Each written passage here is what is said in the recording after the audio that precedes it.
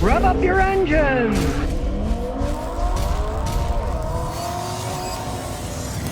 Zap Roustauer says, I saw a post that too frequent oil changes are bad because the oil isn't broken into the oil volatility, needs to burn off and doesn't coat as well. That's a bunch of nonsense. Now, you change it too often, you're throwing your money away. Modern oil is really well made, I believe. Change your oil every 5,000 miles using full synthetic oil and a good filter.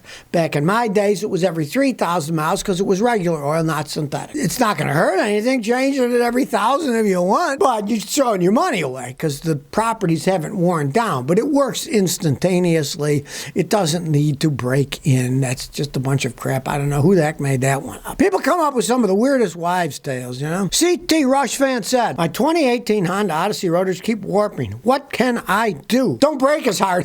You're probably slamming on the brake all the time, right? Hondas have a problem with that because it's a van, it's heavy. But if you keep doing it, two things you can do. Put better pads. I'd say get Akabono pads, A-K-E-B-O-N-O. Buy higher quality replacement rotors. Don't buy like discount ones at an auto parts store. Get higher quality rotors, like Brembo or something, that are better made, that are going to last longer. But a lot of it has to do with your braking. Like say, my wife heats up rotors on her Lexus because she reacts too quickly, and you might go on 65. She'll slam on the brakes if she sees something.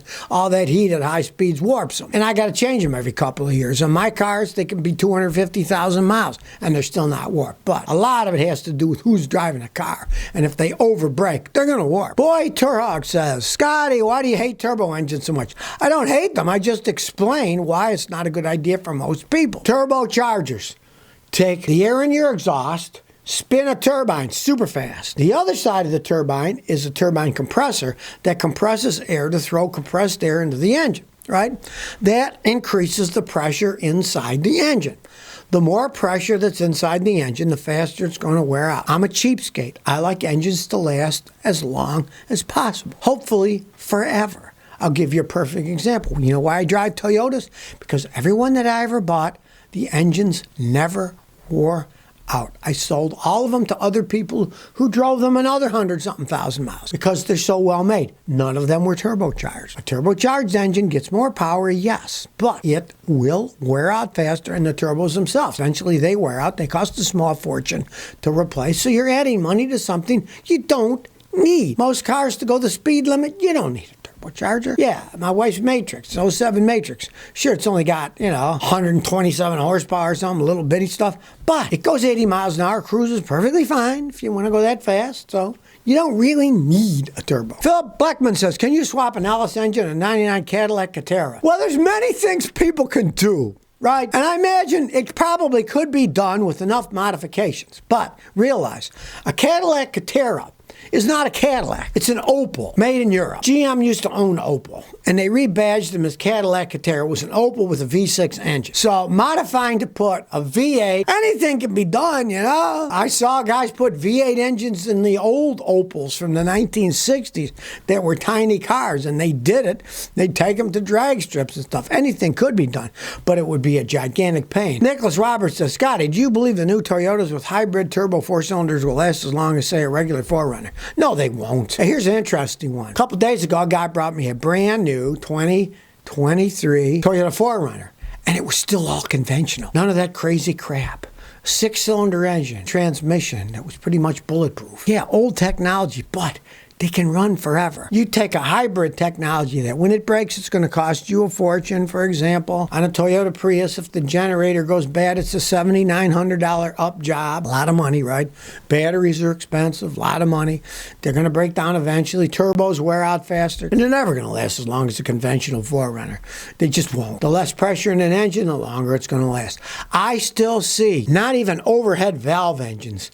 The old style engines, the valves were built into the block. Those motors are still running. Go to some little county fair. Some of those rides the kids are going around in, those are still pushed by the old engines that don't even have overhead valves. The valves are built into the block. They didn't put out much power, but man, they still running. And some of these things are, 120 years old, and they're still going. You won't get that with more pressure and more technology. Guys, Susie says, Scotty, do you recommend using injection cleaner every 3,000 miles? Is it crap? You never need to use it. If you have a car, you take care of it and buy good gasoline. You buy bad gas, gas, or you don't take care of your car, you don't change the oil, the engine carbons up, you might need some cleaners, right? My own cars, they really don't need cleaners. There wasn't any point in it because they ran perfectly fine. They're Toyotas and Lexuses. They don't need any of that stuff, right? If you buy a junky car from somebody, maybe you will. Or if you don't change your oil off and the carbon's up, yeah, you might have to.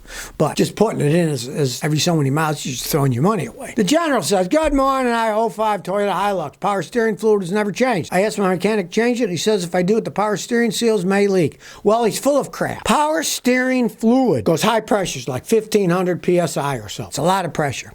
The fluid gets old, it gets dirty. Well, dirt is friction. You get dirt under high pressure, it becomes a cutting fluid, and it will cut through the seals and the metal parts. You always want it clean. New fluid is clean and slippery. It's better than the old stuff that's got dirt in it. Let's use our heads. Now, conversely, automatic transmissions, yeah, I don't advise to change them if you never had one, they're really old, because they work by fluid pressure to shift them. And a fluid that's dirty actually can have more friction, so it will still shift. And you take dirty stuff out of an automatic transmission, put in fresh stuff, it can slip, it might not even move down the road. But there's no slippage at all in a power steering system. He doesn't know what he's talking about. Kevin Young said, good morning, my '02 Tundra drips water in the passenger footwell when it rains. It seems to be a common problem. I can't seem to find a solution. Okay, well, what happens is when it rains, the water goes through the drain system of the vehicle, and it starts under the passenger side. You see the vents on the outside of the car. Leaves get in there, and when the leaves get in there,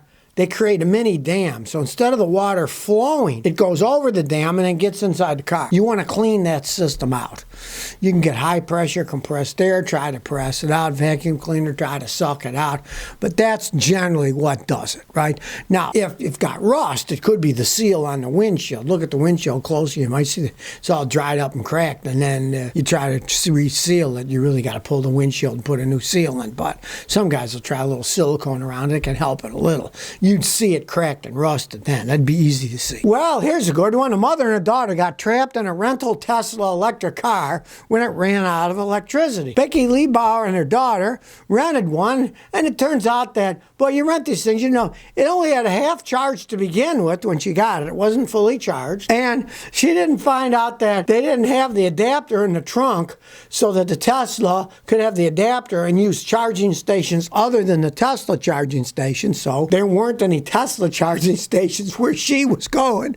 There were charging stations, but it required the adapter, and the rental car company didn't put them in because they said, oh, people steal them, so we just leave them out. Great, give you a car you can't charge up, right? So here's what happened to them. I mean, if it happened to you, you'd think it's horrible. When it happened to somebody else, it seems kind of comical. The Tesla went dead as Liebau searched for a charging station, trapping the two inside the cabin. Liebau and her daughter had no idea how to get out of the dead EV, and their phones had run out of battery. Again, that's user error, but nobody at Hertz explained the proper procedures for them to get out. No roadside assistance came from Hertz. To eventually were towed by a driver they tracked down who taught them how to override the electric door locks to get out. A hefty bill was waiting for them when they returned home from another rider who gave them a drive, as Hertz tried to pin the blame on Liebau. She refused to pay it, and the company put a do not rent list for her. CBS investigators looked into it, but now Hertz has refunded the charges and reimbursed her for her expenses. Yeah, after they got a CBS News investigator to do a story about it, right? Because it makes them look bad, right? That's why I'm here. I love making these companies look like the scumbags they are. They're trying to push these electric cars on people to rent that people should not be renting. They don't know anything about them.